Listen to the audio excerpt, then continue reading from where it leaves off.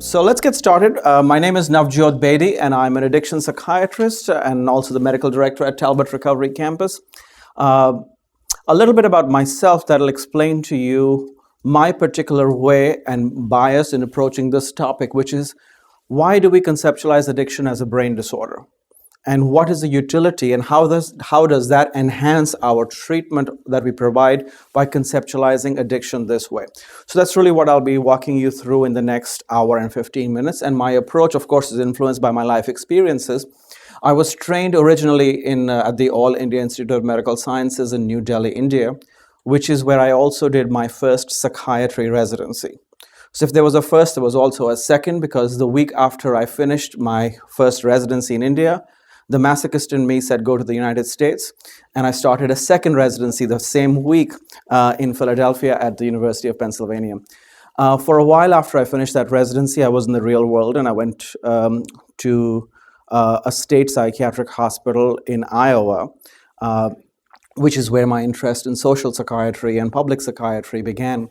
And for a while, I got to be the medical director of that institution. And then the masochist in me persuaded me to leave that high-paying job where I worked maybe 30 hours a month and moved to Chicago to do my addiction psychiatry fellowship at Northwestern in Chicago. And then I got recruited by the Emory University, which is what brought me to Atlanta. And I was on staff at Emory, and I was participating in the addiction psychiatry fellowship program at the Emory University. There, about 6 years ago, then Talbot approached me and made me an offer. My wife instructed me not to refuse. And and here I am 6 years later. And then earlier this year, I got to be the medical director here at Talbot. So my approach to this particular topic is due to my influences as a basic psychiatrist. I'm a teacher, I'm a clinician. Therefore, I'm not going to throw any research facts at you. I'm going to tell you established clinical reasons why we think of addiction as a brain disorder. We still are active here at Talbot in teaching. In fact, the Addiction Psychiatry Fellowship from Emory University, they participate here as well. And so we have fellows rotating. And I think that's good because teaching keeps us all honest. And so with that, I will approach this particular topic. Before we begin to think of why we think of addiction as a brain disease, let's refine in our heads what addiction really is. So I'm going to give you an exercise to do with me. I'm going to ask you to think and try and define in 3 words. If you're using any more than 3 words, you're thinking too much. In 3 words or less, what has addiction meant to you? I'm not looking for any definitions. I'm certainly not looking for a textbook or a DSM definition. I'm looking for your experience. Therefore, there's no right answer or a wrong answer. I'm looking for your experience. What has addiction done to you, Tommy? What is 3 words or less? What is addiction to you? Controls my life. Controls your life, Dan. Isolation. Isolation. Yes, ma'am. Destruction. Destruction. Kevin.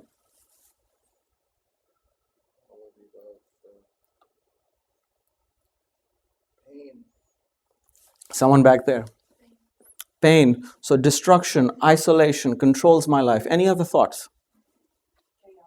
Chaos. Anyone else wants to add something to it? Anxiety. Yes, ma'am. Loneliness. What else? Frustration. Any other ideas? Anger. Embarrassment. Shame. Guilt, right? So we are building on these themes. And all of you are right. This is really what addiction is. And if we were to open up this conversation to the rest of our society, then you would get other perspectives that people have on addiction. And some people would call it a bad habit. Someone would call it a weakness. Someone would call it a crime. Someone would call it a sin. Based on what their perspective are and based on the way they view it, that is what addiction becomes to them. But what is the core concept of addiction? What knits it all together? Because in many ways, what we have done is that, remember that fable about the blind men who were led in to see an elephant? Do you know about that one? There were four blind men, and they were shown an elephant for the first time. And obviously, these people had not seen an elephant before. And the first blind man ran up against the tail of the elephant, and he pulled at it and found something long and cylindrical and said, "This is a rope." His entire experience of the elephant was a rope. Another person ran up against the legs of the elephant and found something tall and stout and said, "It's a pillar." So his conceptualization of an elephant was a pillar. Another person went against the back of the elephant and found something flat and coarse and said, "This is a wall." And to him, the elephant was a wall. And yet the whole elephant was missed, right? Which is really what we are doing here. We have talked, every one of you are right, but what is a core concept of addiction? And I struggled with this myself. In fact, the first time I came to Philadelphia, I'd already finished a psychiatry residency and I was none the wiser. In my mind, I was trying to knit in my mind, how is a college kid who smokes cigarette, why does this college kid have the same disease than the homeless intravenous heroin user that I was seeing in the hospital? One was a heroin addict, the other one was a nicotine addict. And the disease is the same. What is the addiction? Where is the point? And when I open up the textbook and look at the DSM criteria, there are like 7 criteria listed. And you could have criteria 1, 2, and 3. You could have criteria 5, 6, and 7. You have entirely different criteria, but you have the same disease. So I was trying to put together in my head, why is a college kid who's a smoker have the same disease as a heroin user whose life is obviously out of control, whom we obviously recognize so easily? And so I proposed, and I spoke to my professor, and I asked him the same question that I asked you, which is, tell me, what is the core concept of addiction? I cannot understand it. The textbooks thus far have betrayed me. I cannot make any sense of them. And so my professor Stinnett, who was a wonderful, wonderful teacher, and stroked his chin and said, "Bedi, addiction is like hollandaise sauce." And that's all he said. And then with that profound statement he made in the morning, and he walked away.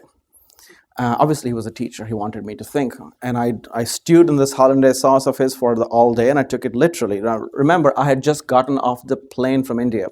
I didn't know what hollandaise sauce was. And we don't have use of that kind of stuff in that kind of cuisine. Anyway, so I went into the cafeteria during lunch break, and I tasted hollandaise sauce. I was expecting fireworks on my palate. Nothing happened.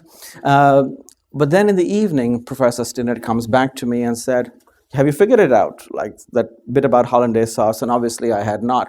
So he went on to say things that I still remember, and I'll try and quote him verbatim. He said, "Bedi, I like my hollandaise sauce. I like it so much that I find an excuse to use it every day." Okay?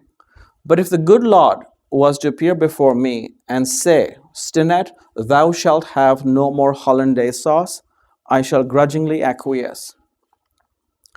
And after this solemn promise that I have made to my Maker, that I fully intend to keep, you find me trying to spike my espresso with hollandaise or slather my pancakes with it, you know I have a problem." Right? And he went on to describe addiction as a relationship gone awry, something that starts in one context, which is usually warm and fuzzy, and it's characterized by using it way out of that context, loss of control. And the core concept of addiction really is this loss of control. If you go back and examine all the questions and all the responses I elicited from you earlier on, you really were describing an external manifestation of internal loss of control. The isolation, the pain, the shame, the guilt, I cannot stop, it controls me. What you were really describing was how that loss of control is manifesting in your life. With me so far? And if you go back and now review the DSM criteria, you'll find the DSM is really describing loss of control, except they're claiming 7 criteria to describe one phenomena. So when I think of addiction, I look for the phenomena of loss of control, and I don't have to worry about the criteria, which is why the college kid and the heroin user have this in common: they can no longer control their substance, right?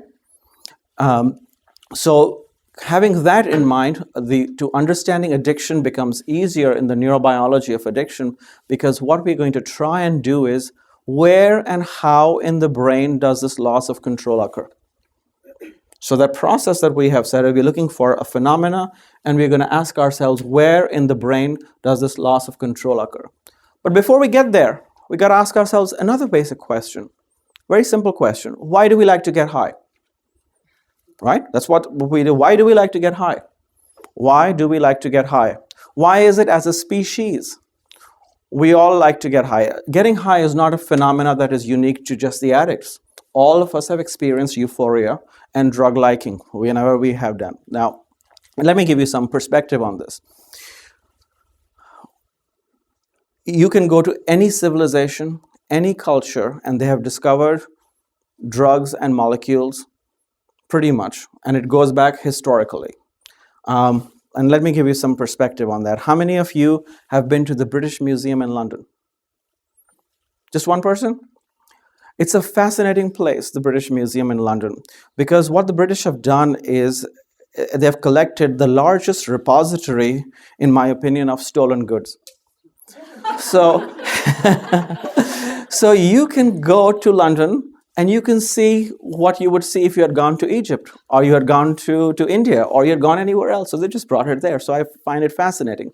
So once if you go, but kudos to them, because they have a very, very, very well elaborated Egyptian exhibit. And you can get a whole idea as to the burial rituals of the Egyptians way back from 3000 BC, 5,000 years ago. And if you examine what used to happen 5,000 years ago in our species, these people would have this belief that there was an afterlife, and what you needed in afterlife, you would take it with you. And if you examine the contents of the burial urns, because in the urns they would place things that they thought that you would need in the afterlife, and there would be water, and there would be beer, and there would be grain, and there would be remains of the slaves, but would also have what? Poppy juice, which is the 5,000-year equivalent of OxyContin today, heroin. So 5,000 years ago, we had determined that we want to take opioids with us in afterlife. Our love affair with these molecules is documented in exquisite detail, archaeological detail, 5,000 years ago, right? Fast forward 5,000 years, and from an extremely well-developed civilization, let's go to a very innocent, naive civilization. In 1960s, they were part of the world that were still undiscovered. And deep, deep in the jungles of Papua New Guinea, there were people and tribes of people living in splendid isolation, that for the duration of their existence or their recollected memories of that tribe, there had never been anyone who was not a tribe member. So the collective memory was contained within the spoken word of this tribe. They had not discovered writing yet. Okay, so this is a very, very simple, naive, innocent culture deep in the jungles of Papua New Guinea.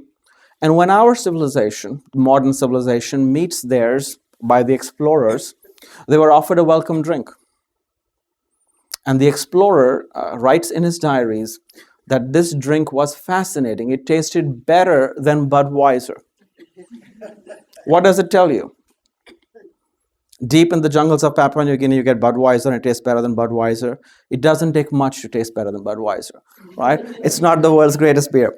But what it's also telling you is no matter who we are, where we are, how simple our civilization, how complicated, once we find molecules that change the way we feel, we hold on to those recipes and pass them on and improve on them. So that is really the point I'm trying to make. And the reason that occurs is because there's a part of our brain that allows that to happen. And that part of the brain is right here, right here. This collection of neurons inside the brain, I shall refer to them only once because the naming is incidental, the ventral tegmental area and the nucleus accumbens. All drugs of abuse exert their effect from this part of the brain. Every drug of abuse will directly or indirectly cause release of dopamine right here in the nucleus accumbens. Some, like Cocaine will directly cause stimulation right here. Some like amphetamine and nicotine will come to this part of the brain and cause release of dopamine. Some like opioids will go to some other part of the brain and through another neuron stimulate this part of the brain and cause release of dopamine right here. Or some like alcohol, which is more diffuse, will go to one part of the brain, that brain will trigger another part of the brain, will make love to a third part of the brain, and the children will go down and do something. But the bottom line is that the release of dopamine is the chemical signature of euphoria. When we experience drug liking and intoxication and that warm and fuzzy feeling that comes on, it is because this is being released right here, dopamine right here in this part of the brain, by many, many different mechanisms.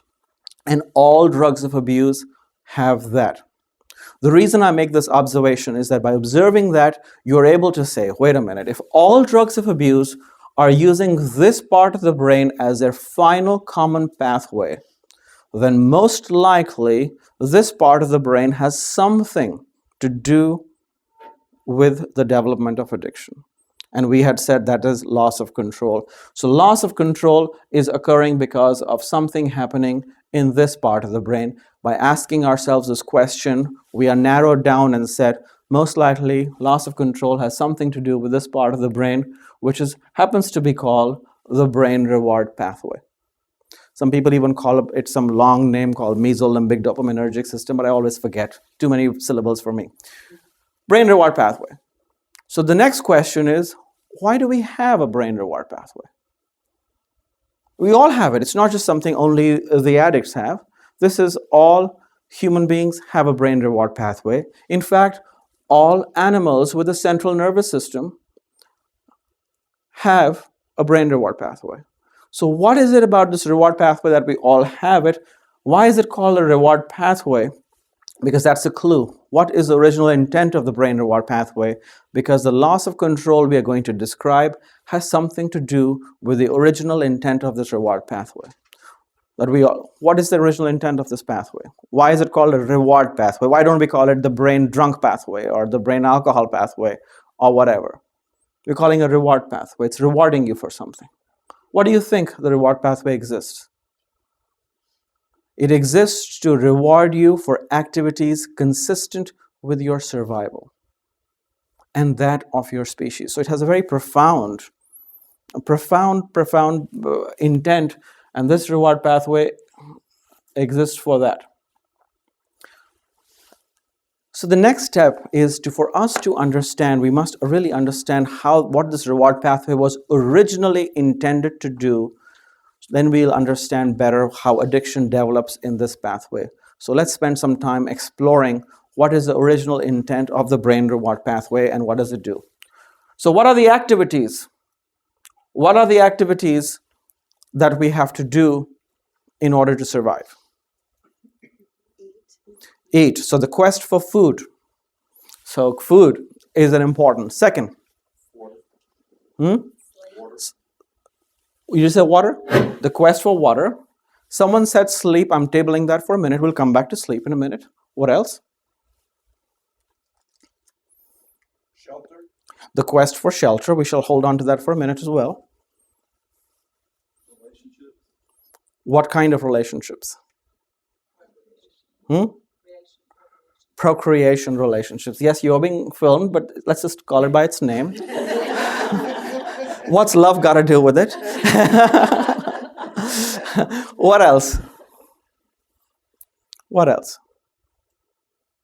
What else do we need to do to survive? The quest for survival. Defense. Defense from what? Enemies and elements. So are you talking about the flight and fright reaction response?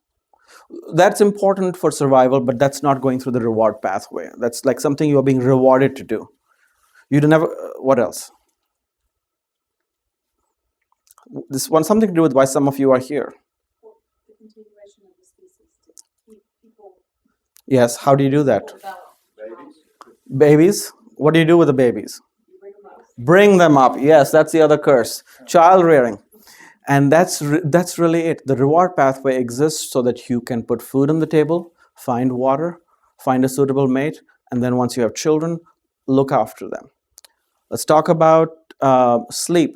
If I was to be rewarded for staying asleep this morning, do you think I would be able to shut off the snooze? I'll probably go out. I'm a little hungry. I'll probably eat the stale pizza from yesterday, drink some water, make love to my wife, and go back to sleep because that's what I'm being rewarded for. In fact, the reward pathway says, no, thou shalt not sleep. You need to go to your livelihood so that you can do all these other things, actually countermands the very powerful drive to sleep. Because get what used to happen in the past? People who were sleeping either starved or got eaten, right?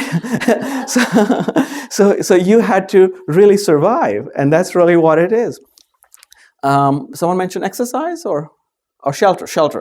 So again, shelter was something you did so that you could wake up in the morning to do this, but the core activities were these. So now let's dwell upon the power of these activities for a minute. How many people would agree with the following statement, that someone would kill for food? If your survival is at stake, you would kill for food, right? All our forefathers did. That people would kill for water. If you look at areas of conflict in today's, even now, people, the quest for survival involves, do I manage to get half a bucket of water today? So that I can, if you look at what's happening in Darfur, that's what's happening every day in Darfur. There's a woman probably who wakes up in the morning and gets out of the camps to walk 10, 15 miles, hiding all the time from the Janjaweed and try and making her way to get half a bucket of dirty water, and she could be killed on the way. She could be waylaid and assaulted on the way. She probably has been a few times already, but she wakes up every morning to do it because if she didn't, she would not survive. Her children wouldn't live.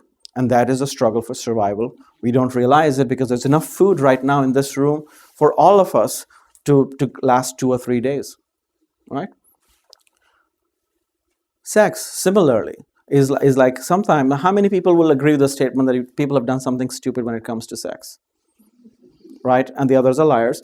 And how many parents in this room would agree with the following statement? If there's harm coming to your child, it has to go through you first. Right? And how long have you been able to make that statement? Since you saw the ultrasound. Right?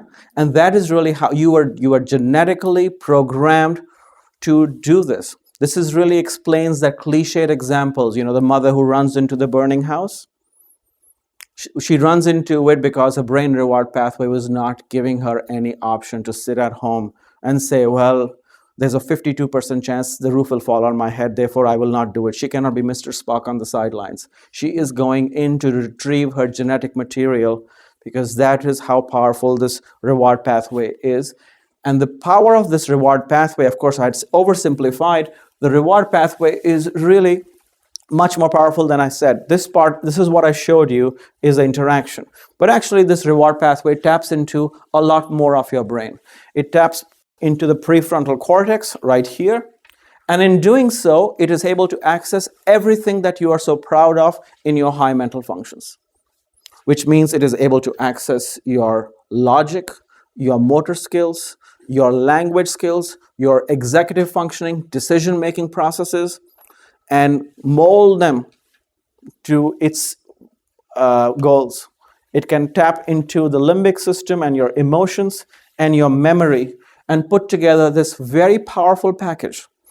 Now, this is what it is, like your intelligence, memory, emotions, passions, instincts, skills, language, decision-making capacities, all of them are being tapped by the brain reward pathway to do what?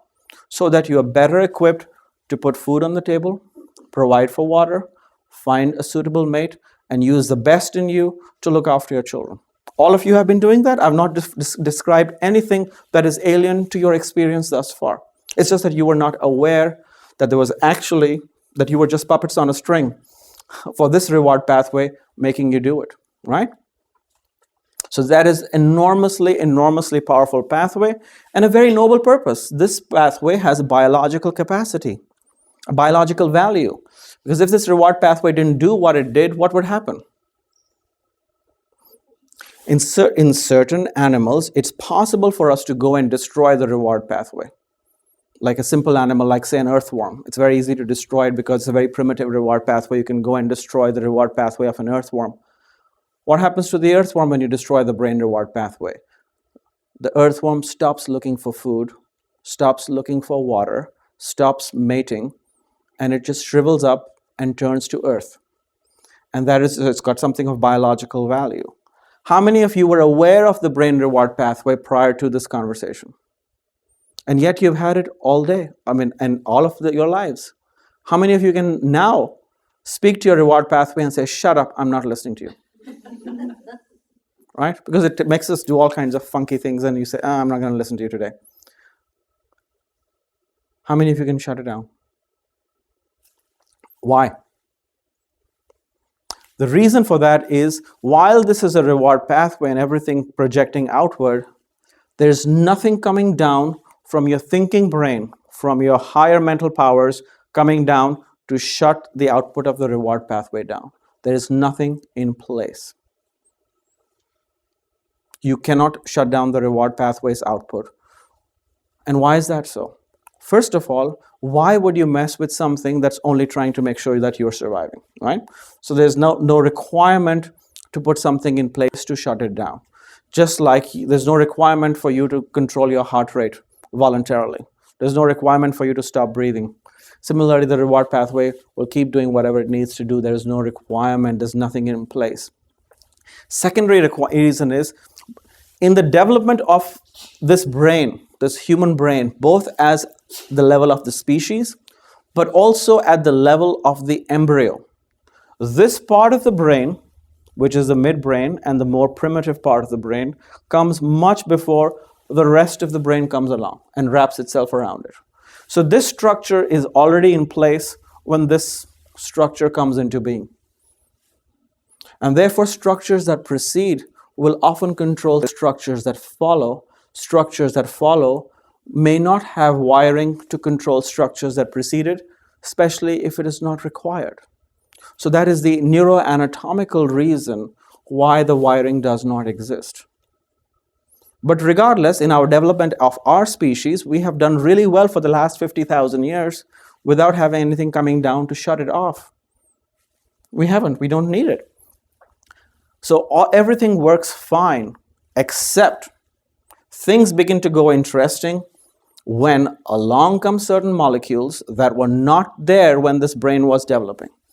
You know, this brain has been developing for hundreds and thousands of years, and we became food gatherers and food producers, actually. Food producers only relatively recently in our development, about 5, 6, 7,000 years ago, which is when we had the leisure and we had the crops and the poppy and the grain that we can allow to ferment, and then we can go and experiment with truth.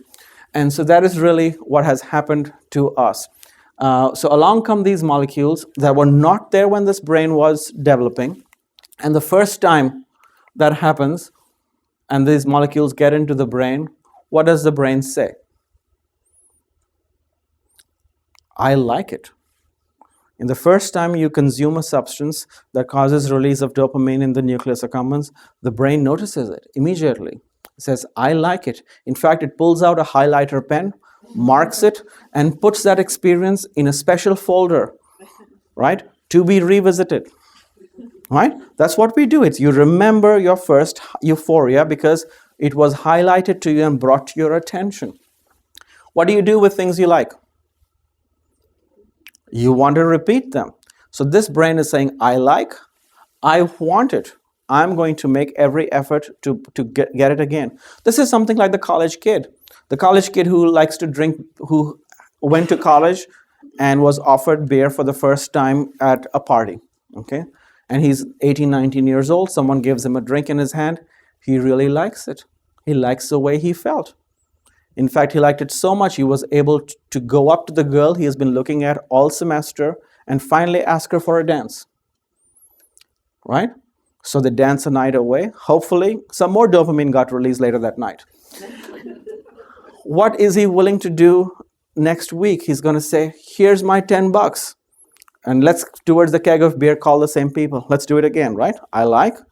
But if there's a very important examination, there's a very important test that following Monday morning, and his entire GPA rests on that test, what is he going to say? I really want to. but maybe the following week. He has the ability to postpone gratification, right? So the relationship between him and this molecule is still reversible. I like it, I want it, but I don't need it. I can move along with it. Now, what happens when you repeatedly stimulate the human brain? When you repeatedly stimulate the brain, what happens? It needs more stimulation. Yes, it gets used to that repeated stimulation. You see, what happens is, for the brain to record an impulse and record the next one, it has to reset to baseline. Because if there's an electrical impulse coming down and it releases chemicals, the next data point, the next information cannot be recorded till the effects of the previous stimulation have been mopped up and set clean so that it can now receive information. It's like pretty much like writing on the board. If I fill up this board with my writing, for me to write some more, I have to wipe the board clean for me to write again on it, right? So similarly, the brain has to keep resetting to baseline. And if you repeatedly stimulate, the brain says, wait a minute, you're asking me to do this task frequently. I need to become more efficient at resetting to baseline. I will become more adept at what you're asking me to do. I am going to adapt to this repeated stimulation. And this, the brain does so by a very complicated process known as neuroadaptation inside the brain. It takes 7 or 8 different forms, but the bottom line is that new protein gets synthesized inside the brain. The brain changes at a molecular level in response to repeated stimulation, and it does so by changing the receptor sensitivity, receptor conformation, changing the way it breaks down the chemicals, the way it mops up the spilling of the chemicals inside the brain. Several different complex mechanisms we don't need to go into. But the bottom line is the brain changes at a molecular level in response to repeated stimulation. The brain has now changed.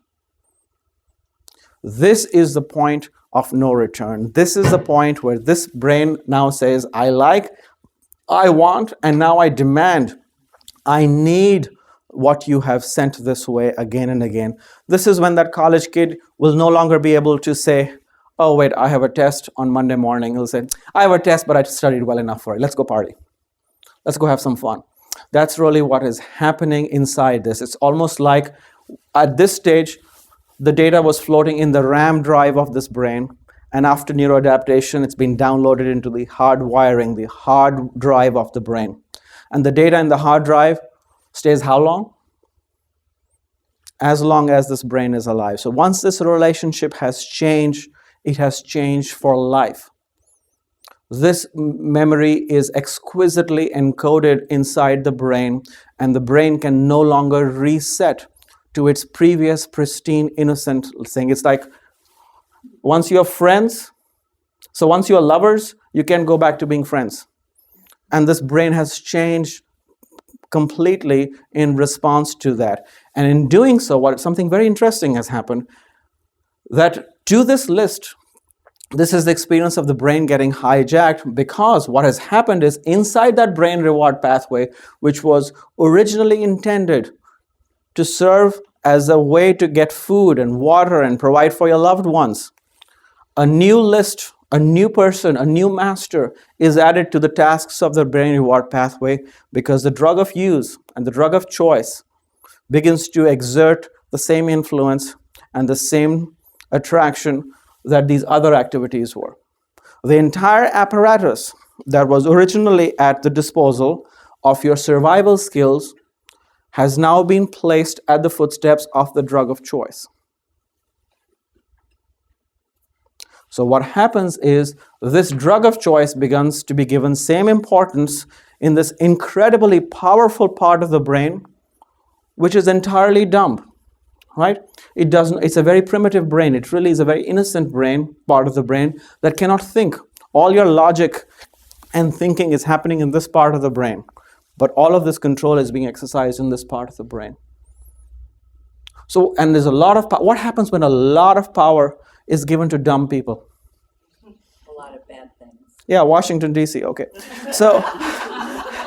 But that is really what's happening in this extraordinarily powerful part of the brain.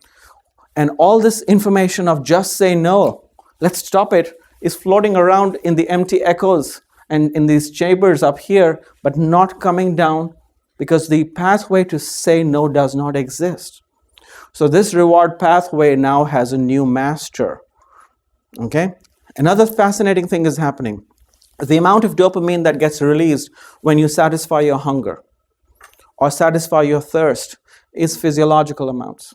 You can think of the time in your life you were the most thirsty. You will remember it because you remember that your thirst being quenched. But whatever the amount of dopamine got released was physiological amounts.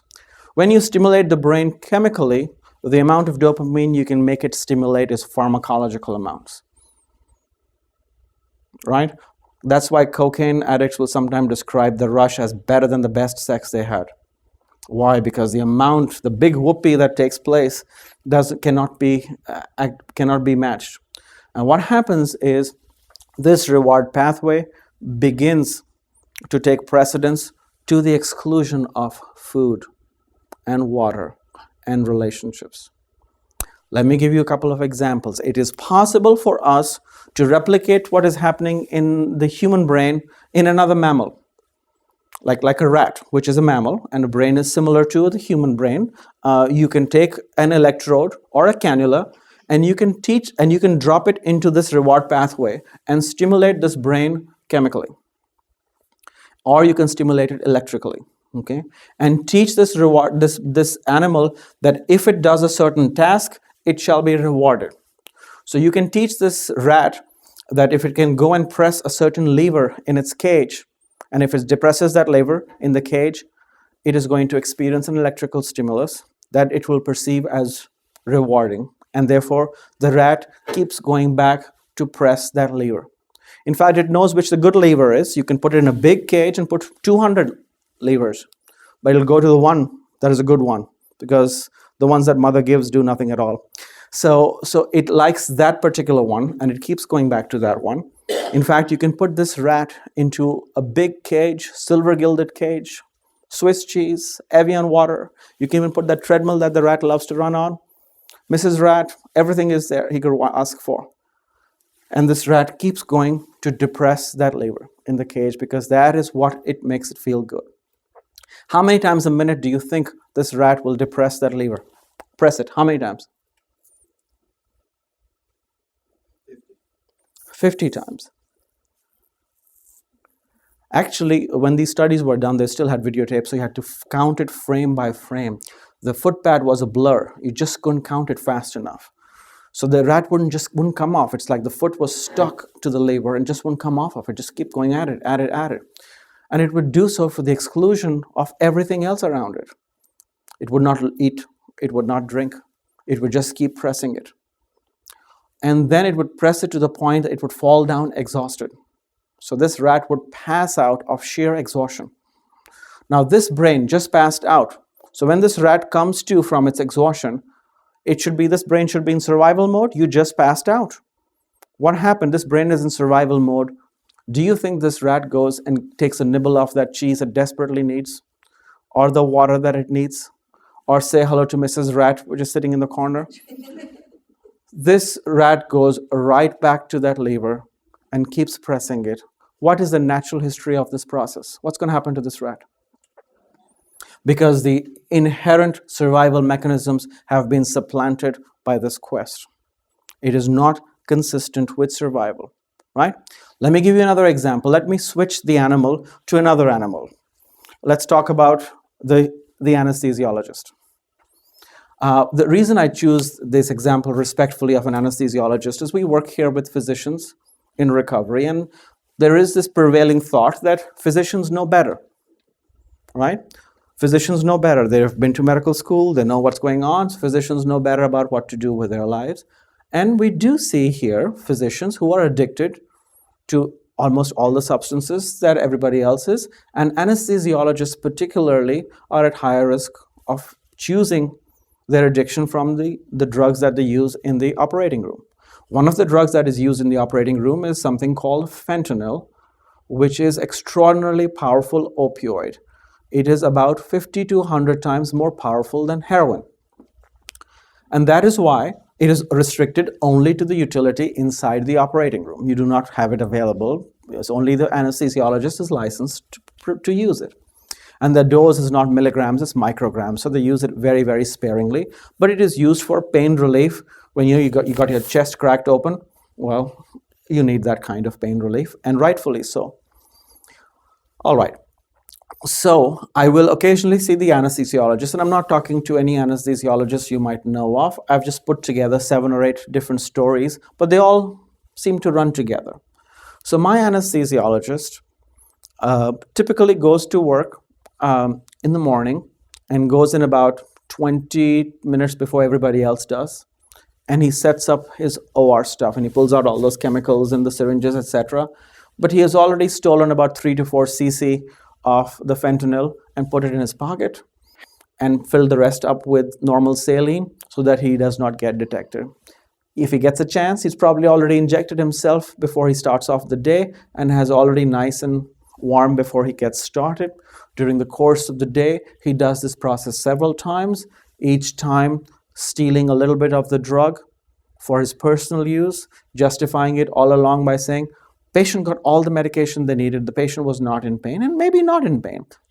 But he covers up his tracks, he fudges the medical record to reflect patient received 100 cc of the drug, whereas patient might have received 80 cc and the 20 cc went into his pocket, and so on and so forth. So, and then at the end of the day, during the course of the day, he takes several potty breaks and goes and injects himself in the extreme sterile environment of the lavatory. And then in the afternoon, when the day is done, he injects himself one last time in his car in the parking lot, and then goes back and picks up his children from daycare and drives home. Okay? This is the life of my patient before he arrives here. When he comes to see me, and I reflect and talk about this, how many things can go wrong in the life of my patient on any given day? Myriad, right? The best thing that can happen to him is if he gets caught in the workplace and gets fired or forced into treatment or sent to jail. And can you imagine, we are saying the best thing that can happen to a person is they lose their job or they get sent to jail.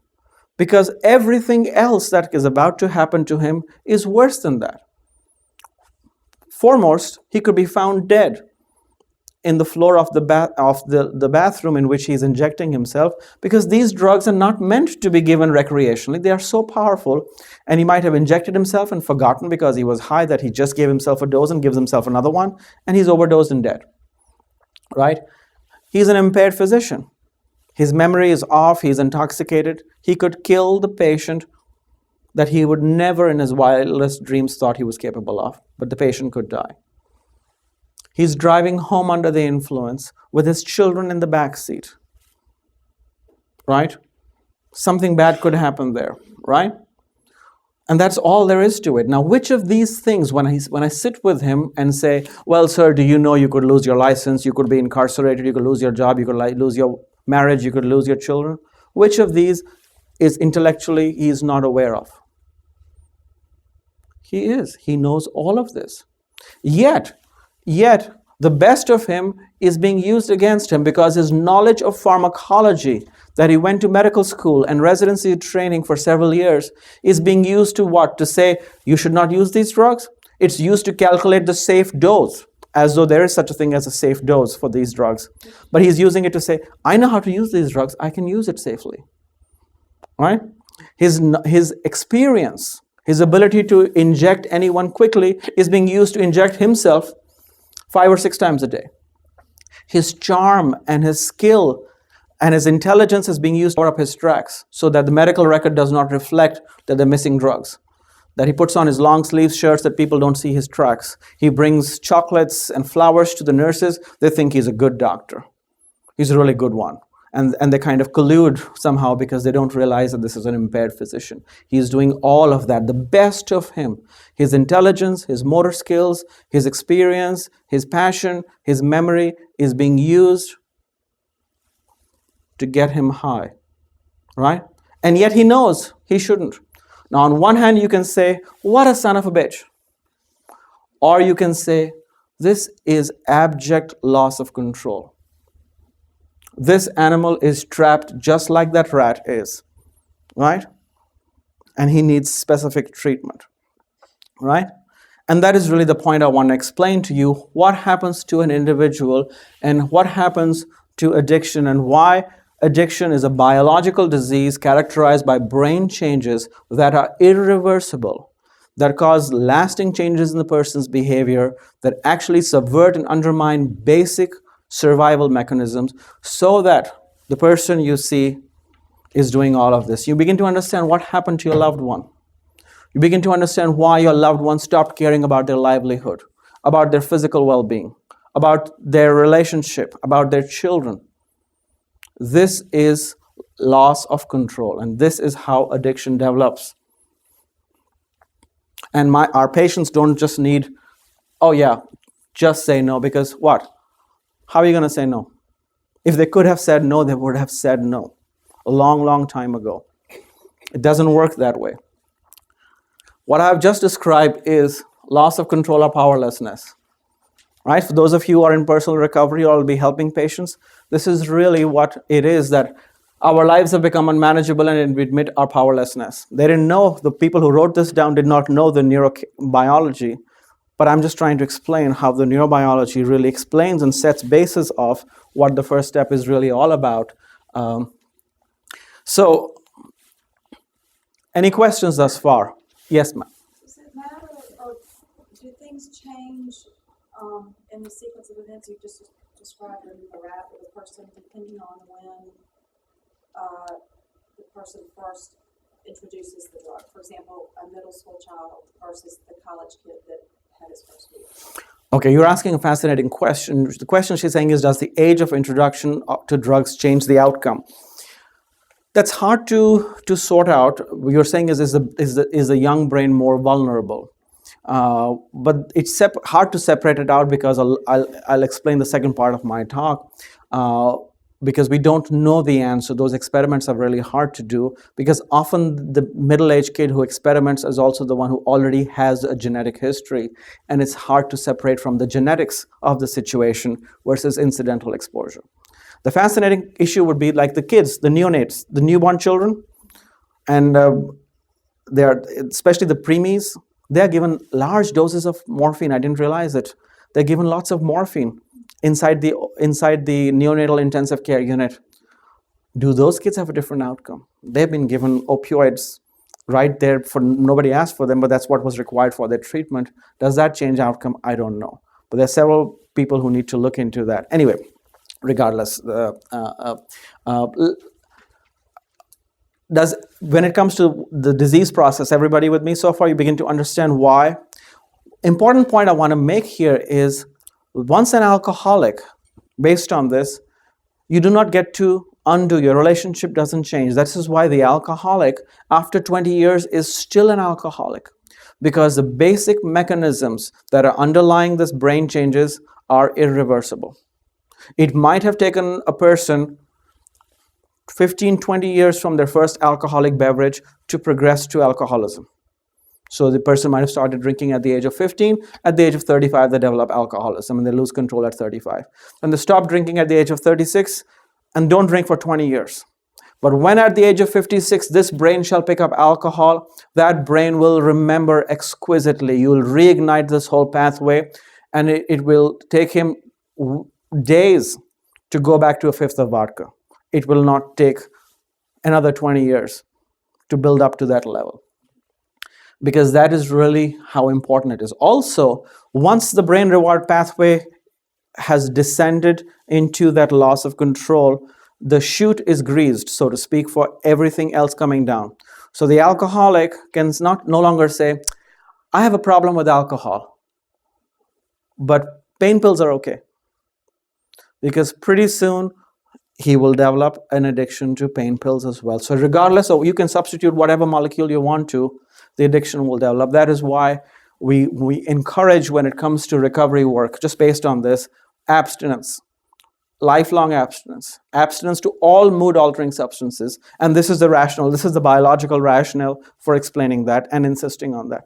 With me so far? Okay. All right, so with this, then we move to the second part of my talk. Because I just explained to you how people develop addiction, I did not explain to you why some people develop addiction and others do not, right? Like a lot of people consume alcohol in our society, but only about 15% of the people who drink alcohol in their lifetime will develop problems from it. The vast majority, 80 to 85% of people, will consume alcohol and never have issues with alcohol. Those are the people who leave half a beer undrunk on the bar counter and move on. When your table is ready, you move on. You leave your drink there, you don't have any use for it anymore, right? The alcoholic would never leave that. Those are the points of why do some people develop addiction and others do not. It's a multifactorial problem, and here are the causes. Foremost, the genetic predisposition. Then you have the social factors and the drug availability that influences this. You have environmental factors and the role of trauma, co-occurring psychiatric disorders, disabling medical conditions, and chronic pain. Any one or a combination of them will determine. Let's spend some time talking about each one of them. The first, which is probably the most important, we know from population studies that about 50 to 55% of the disease burden of addiction in a population can be explained by the genetics of the population. Which means if you take 1,000 people who have addiction, you will find in about 550 of those, there is genetics at play. But in about 400 or so of them, you will not find genetic history, but they still develop addiction. What is so powerful about the genetics? There was a very fascinating study that was done in San Diego. What they did was they took young men who were entering San Diego University, who were going into the college for the first time, who had not yet started drinking alcohol. Very important point. Alcohol naive young men who were entering college were approached and they said, we would like to see what is the influence of genetics. So these young men entered a study and they were divided into two groups, whether they had a family member, a mother or a father who had alcoholism, versus no family history. So if you had a family history of alcoholism, you sat in one side of the room. If you did not, you sat on the other side of the room. And these young men were given alcohol. Okay, and they said we'll measure fixed amounts of alcohol and we'll try and see at what blood alcohol level can we begin to detect signs of impairment. Simple clinical trials like field sobriety tests. So they wanted to see how much does it take for you to get drunk. Really, that's what they were trying to see based on your genetics. And they found something fascinating. Remember, these are alcohol naive individuals. All men are drinking alcohol for the first time. But they find that sons of alcoholics, from the first alcoholic beverage of their lives, need a higher blood alcohol level to experience the same level of impairment, which means sons of non-alcoholics are cheap dates, is what they were finding out. Yes, ma'am. That was all of them? Hmm? That was all of them that were children of alcoholics? They found, statistically, they found that in general, when you lump them all together. A larger portion of them. Yeah, a larger portion of them. But when you put that as a study, as a whole group, you found that this group as a whole needed more alcohol to display signs of impairment compared to this group on one side. So that was interesting. And what it tells you is that some of what is happening is that the brain is pre-wired for sound. So that if your genetics confers a certain proclivity to addiction, and this brain functions rather well. So these kids, while the other kids, if the end point of the experimentation of a teenage kid is to get the buzz, and you are getting a buzz after one beer and you need 3 beers to get a buzz, you are going to drink more. And the consequent brain changes that will occur faster. So that is really the point that this study was trying to elucidate, that why do they develop addiction faster? Because their brain begins exposed to larger amounts and more reinforcement and more of the drug. So the adaptation, etc., we talked about will occur quicker and faster in this brain versus that brain. Now, given enough alcohol and enough time, every brain will develop neuroadaptation, but most people do not drink that much or get to that point. But if you are genetically predisposed, it might occur at quote unquote casual levels of drinking, or at least within the first 5, 6, 7, 10 years of drinking. Anyway, that's one of the many factors. But it's fascinating to observe that, and I'll give you a personal vignette that how I remember that. All of you will be able to pull one up. When I went to medical school in India, it was possible to go to medical school straight out of high school. So I was in medical school at the age of 18. And it was possible, and I was raised in an alcohol-naive environment. There was no drinking going on. But we had this very difficult test that you had to pass if you had to go into the second year. Otherwise, you were culled out and you were sent out. So you had to pass this neuroanatomy test. And it is a really grueling test. And you had to study for like a whole month, 12 hours a day to be able to pass that test. Anyway, you did that test and we all passed.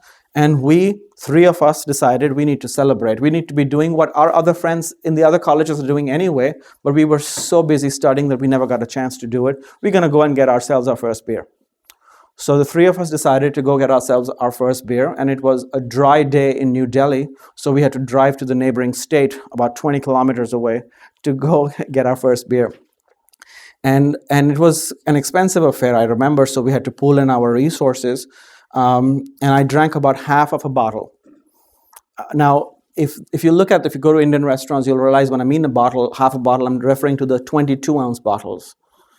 We don't mess with that. That's one good thing the British did for us, you know.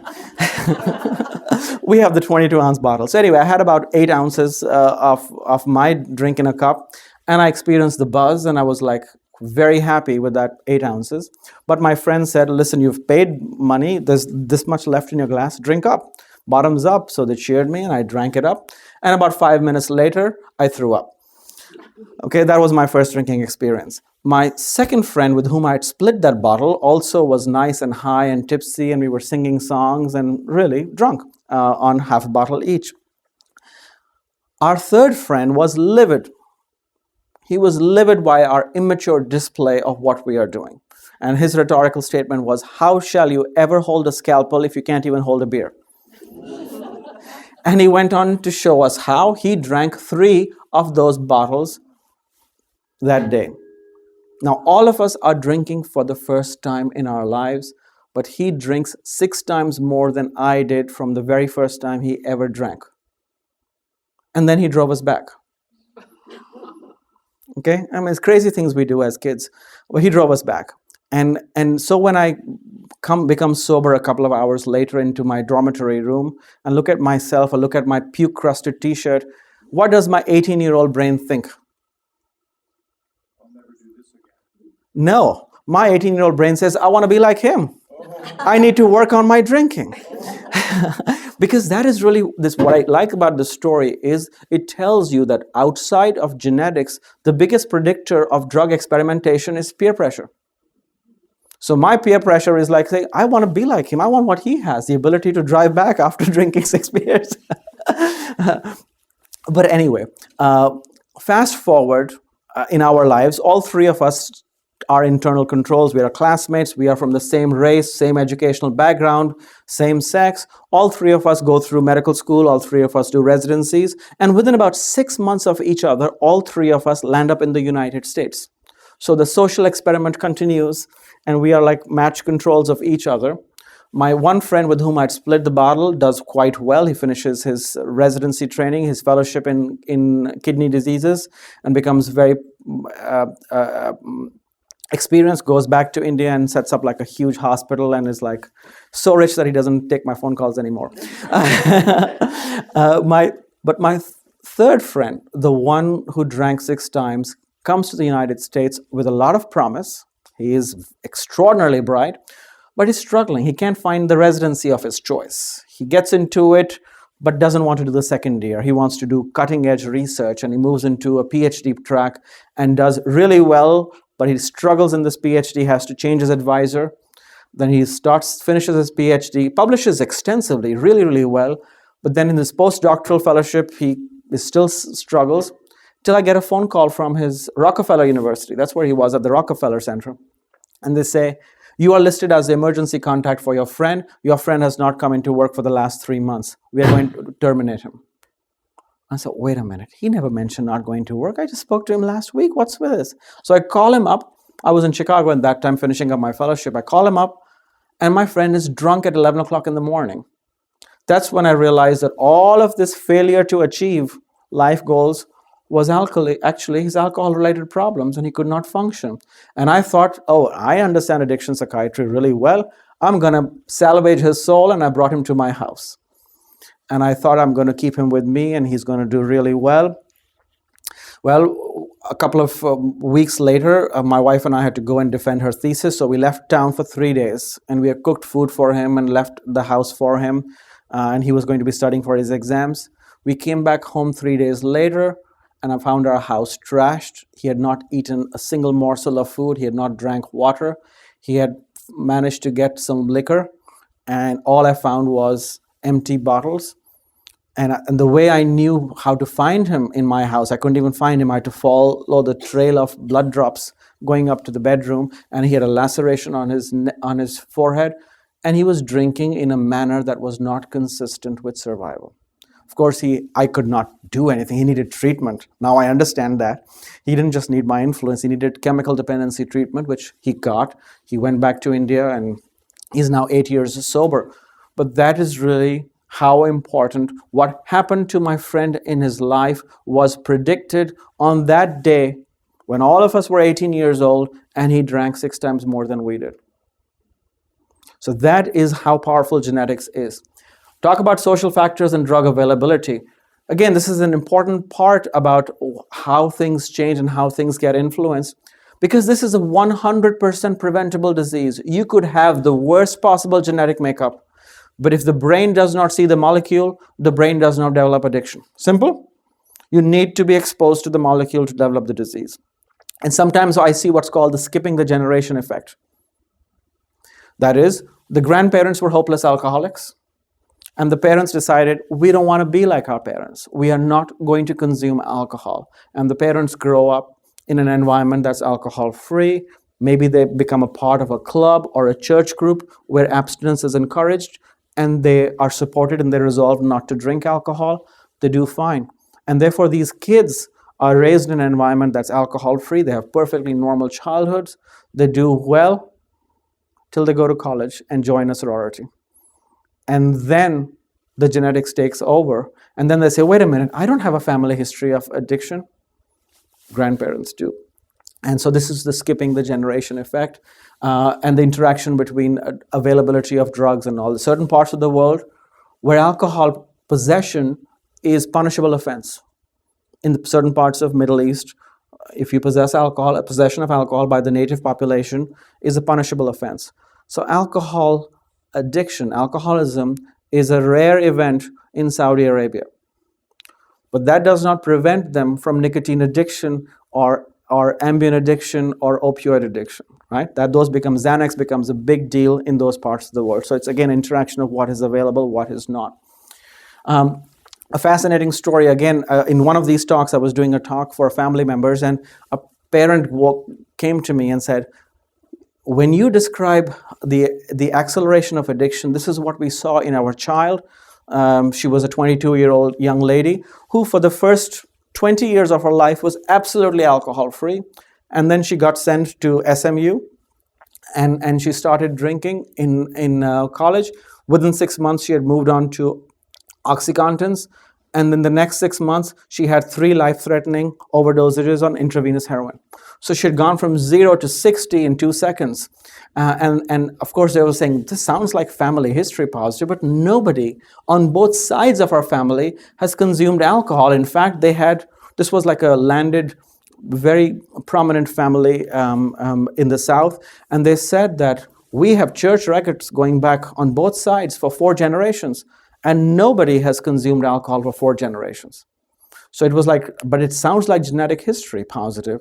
So Wiley said, yeah, wow, that's fascinating. What's going on? And of course, my naughty brain is thinking, who is the father of this child?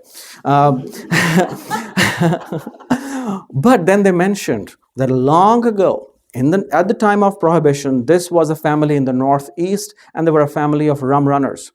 This was a family that used to to run alcohol, and the family was being decimated by alcoholism, by the encounters with the police and the effect of prohibition. And the elders of the family decided, enough, our generation shall die, we are going to relocate. So they took all the money that they had made and they just moved south, purchased a lot of land, became farmers and growers and plantations, etc., etc. And they all became a part of a church group that said no alcohol. 4 generations prospered really, really well, till this young kid left the protective environment of their lands and went off into college, and the long genetics picked up again, and there you have it. She was sitting here. So again, I wanted to explain to you the various interactions between predisposition, social factors, drug availability, environmental factors, and how they go on. Another important factor is trauma. Trauma. And again, we as a species do really well in documenting trauma, especially the overt trauma, physical trauma, sexual abuse. We identify that relatively well. But I also want to draw your attention to the trauma of everyday life. What I mean, this is something that was taught to me by my veterans. I had the good fortune of being able to train at the time in Philadelphia, where I had a chance to work with the Vietnam era veterans as well as the Second World War veterans. And I could see them, and I found these are different people. What's going on? In reading the history textbooks, the landing on the Normandy was quite horrific. Probably no less horrific than walking the point in Vietnam. They're both traumatic episodes. But how is it that the Second World War veteran emerges from this horrific trauma relatively better than the Vietnam era veteran? And the issue is not the trauma they were exposed to, it's how the trauma got handled, right? Because the Vietnam era veteran came back to something nobody wanted to talk about, right? So what I want to say is, in the course of our life, we accumulate a lot of trauma also. We are a very resilient species. Our history of human civilization is a history of trauma. If you look at all the wars, etc., and the things that we do to each other, it's very traumatic, horrific things, and yet we survive. And the reason we survive is because of the way we handle trauma. But as we accumulate lives and we go into our 4th and 5th decades, we accumulate a lot of stuff, especially in this culture, where the emphasis is on productivity, where the emphasis is on chin, move forward, get over it. So we address bereavement and we assess loss, but the everyday things like the boyfriend who ditched you, the engagement that got broken, the job that you got passed over for, the husband who isn't having an affair on you, but you kind of put it back and say, I'll deal with it. And you keep tossing it in the back seat of your car, and before you know it, you're 45 years old, and there's unaddressed trauma sitting there. It is the unaddressed trauma that you find. Then you take the first time someone gives you 2 pain pills, you say, I feel better. It helps me with that trauma, and before you know it, you're off to the races. So you may not have family history, but if you do not look after yourself during the course of life, and you do not manage your life, along come these 2 pills that will say, I'll take care of it for you, and then 2 becomes 4, 4 becomes 6, and before you know it, your brain has changed and now you're an addict. That was not your intention. So that's another way of how addiction develops. Co-occurring psychiatric conditions. What are the co-occurring psychiatric conditions? If you have depression, you are more likely to use alcohol. If you're an alcoholic, you're more likely to be depressed. But not all alcoholics are depressed. Not all depressed people drink alcohol. But the overlap increases. So any psychiatric disorder increases the likelihood of drug addiction by an order of 1.5 to up to 16-fold based on what the psychiatric diagnosis is, from simple social anxiety disorders that are not even diagnosed to severe crippling depression and bipolar disorder to personality disorder. So there's a whole spectrum that goes on. But again, if you have a psychiatric disorder, disabling medical conditions, which actually is not just the medical condition, but also the trauma of loss and loss of quality of life, which again goes in and adds to the likelihood of addiction. And of course, the role of chronic pain. With me so far? So you could arrive to addiction by many, many different ways. And so the people who have family history typically declare themselves by the age of 30, 35. And then there are a lot of people who come into addiction through the back door at the age of 40s and 50s and 60s. Also, through these issues that we talked about. With me so far? Make sense? All right, so we have come to describe addiction as a chronic medical condition characterized by relapses and remission with genetic, environmental, psychiatric, and medical factors, right, which requires treatment. Just say no doesn't work. And why doesn't just say no work? Because you cannot, just say no requires you to be able to control something which by definition you have lost control over. So it's kind of silly to say just say no. Just say no occurs in primary prevention before you start. But to tell an addict just say no is being like not understanding and appreciating that this is bigger and better. If they could have, they wouldn't be here. So how do we then use this information to understand what should we do for addiction? And I'm going to move to this part of the room. Whenever I struggle with what addiction, how to manage addiction, I take a page from any other chronic medical condition. And what works for any other chronic medical condition works for this chronic medical condition. Here's what I mean by that. Let's talk of a chronic medical condition that most people are comfortable with. Wait, if only I can work this. There you go. Let's talk about high blood pressure. Let's say we have an individual whose blood pressure is elevated, okay? And the blood pressure is elevated nearly every day. And we all understand that arbitrarily we have decided that a blood pressure of more than 120 millimeters of mercury is considered hypertension, right? So we have an individual who has high blood pressure, and this individual receives some treatment. Let's call it treatment A. And treatment A could be anything. It could be a drug, it could be medication, it could be lifestyle management, it could be exercise, yoga, whatever. It's given some treatment. And as a result of this treatment, this person's blood pressure falls down to acceptable range. Okay? After about a month of this treatment, to which this person has responded, treatment A is discontinued. You stop treatment A. What happens? The blood pressure goes right back to what it was. Is treatment A an effective treatment for this individual's blood pressure?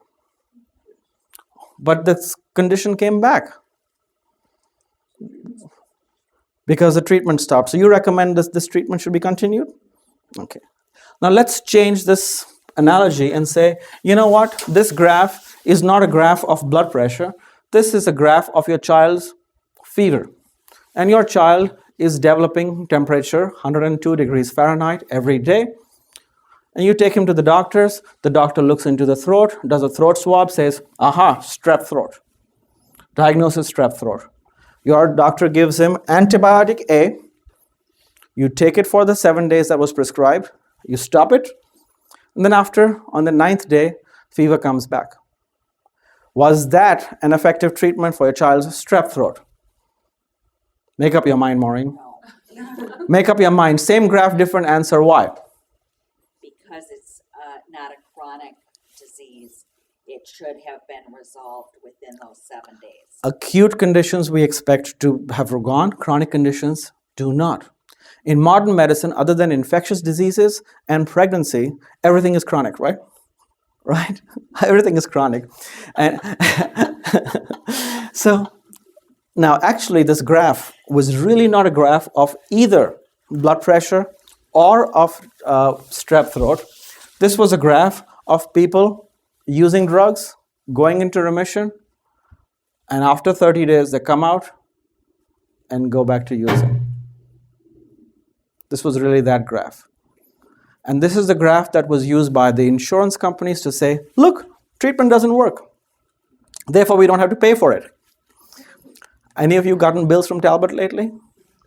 It's because of this sleight of hands, they threw addictions into the acute conditions deck. And then they shuffled it on you, and now everybody buys in.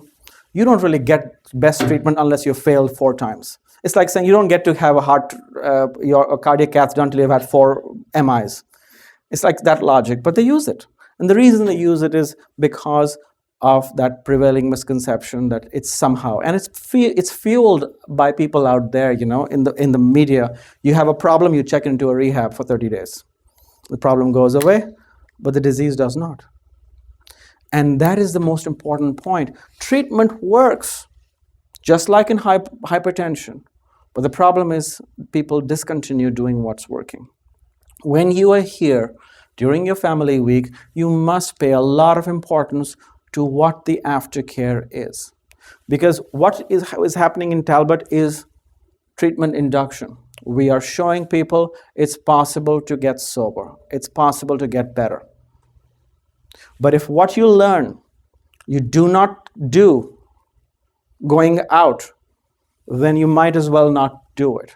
If it is your impression that someone should be here for those period of time, 8 weeks, 90 days, or whatever, and at the end of it, you go back to doing what you were doing before you got here, then cash in your chips now. Save it for the next treatment, because if that is the way you conceptualize, it will set you up just like the hypertension. Just like the hypertension. So it will come back. So it's very, very, very important. And when it comes to Family Week, we want you to participate in aftercare planning to understand what needs to be happening to make sure that this effect that you see continues.